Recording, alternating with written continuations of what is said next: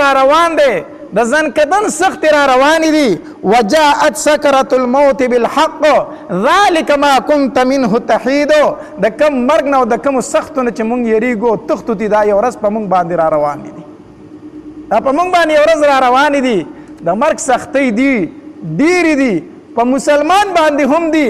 په کافر باندې هم دي خو د مسلمان د پاره د ګناهونو کفاره ده او د کافر د پاره دا یو سزا ده سزا ځنکدن سخت پاره سړی راځي په نیک هم راځي په بد هم راځي حتی تر دې پورې چې په نبي علیه الصلاة والسلام باندې هم د ځنکدن سخت راغلی ده حدیث مبارک کې راځي کله چې نبي علیه الصلاة والسلام په حالت د نزعه کې و خواته ورته اوبه پرتې وي په هغې کې به یې داسې لاس ښکته کړو چې دا سخته به پرې ډېره شوله او دا لاس به یې لون کو داسې به یې راواغسته په خپل مخ مبارک به یې داسې راوکاږو او بیا به نبی علیه الصلاة والسلام وویل لا اله الا الله ان للموت سکرات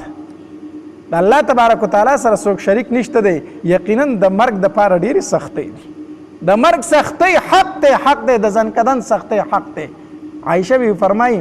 وی ما چې کله د نبی علیه الصلاة والسلام د ځنکدن سختي ولیده که نه نو زما دا وهم ختم شو وی مخکې به ما وي چې څوک بدعملی په هغه باندې د ځنکدن سختي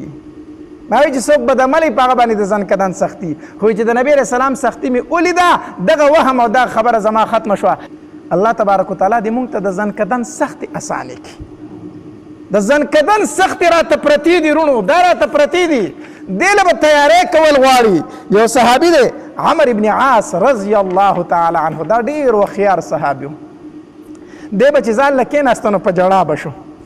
جړا به شو وی کاش چې داسې یو وخیار انسان وی چې ماته د ځنکدن د حالات بیان کړه چې په ځنکدن کې په انسان څه تېرېږي دا به د ټول ژوند کې دا ارمان کو کاش چې داسې یو وخیار انسان وی چې ماته د حالات د ځنکدن بیان کړی د ځنکدن په ټایم کې چې په ده کې مې خبرې شروع چې دا ماته کولی چې اوس په ما سره دا کېږي او دا کېږي دا افسوس په ده کو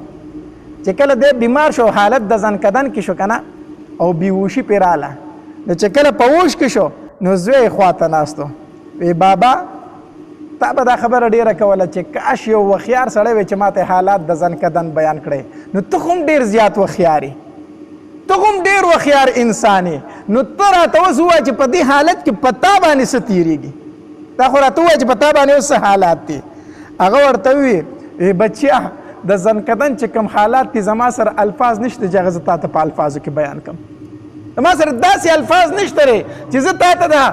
ځنکدن د حالات بیان کړم خو دومره درته وامه که نه چې رضوي غر نه دی رضوي غر دا د یو غر نوم دی زه وامه چې رضوي غر زما په دې سټ باندې ماله چا ایښی دی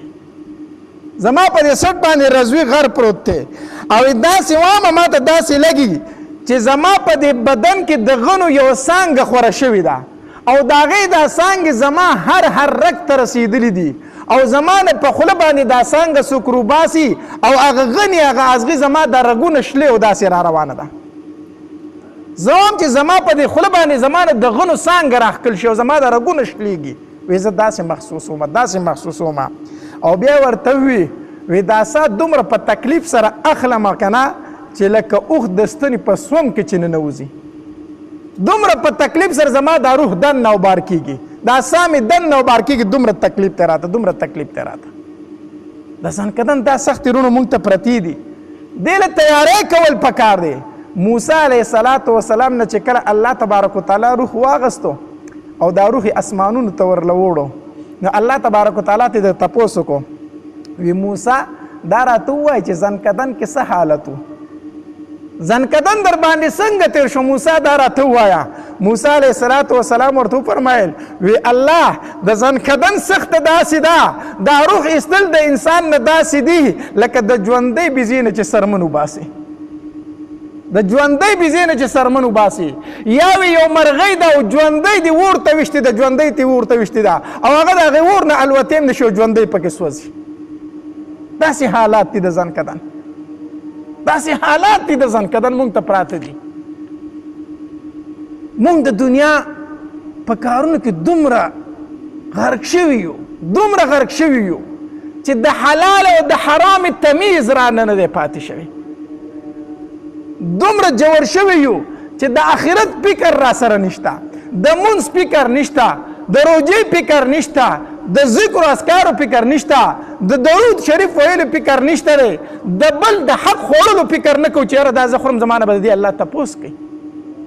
د پردي حق به زما نه تپوس کېږي. الله تبارک وتعالی دې زمونږ خاتمه په ایمان باندې کوي. الله تبارک وتعالی دې زمونږ اخره خاتمه په ایمان باندې کوي. که یو انسان نیک اعمال کوي هغه له په دې خپل نیکو اعمالو باندې ناز نه دی پکار. دا نه و چې زه خو رسېدلی سړی یم او دا نور خلک خو ټول ګناهګار دی، دا خو غرق خلک دی.